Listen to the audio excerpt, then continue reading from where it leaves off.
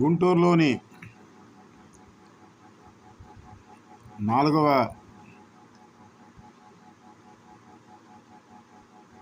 అదనపు జిల్లా judge court మరియు ఎస్సీ/ఎస్టీ అత్యాచారాల కేసుల విచారణకు సంబంధించిన ప్రత్యేక కోర్టు కూడా అయినటువంటి దానిలో ఫైరింగ్ బాక్స్ ఏర్పాటు చేయాలని, సీసీ కెమెరాలు ఏర్పాటు చేయాలని కోరుతూ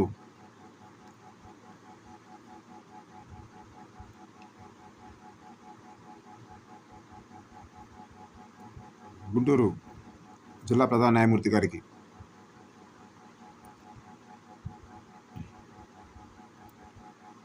ఒక లేఖను రాయడం జరిగింది.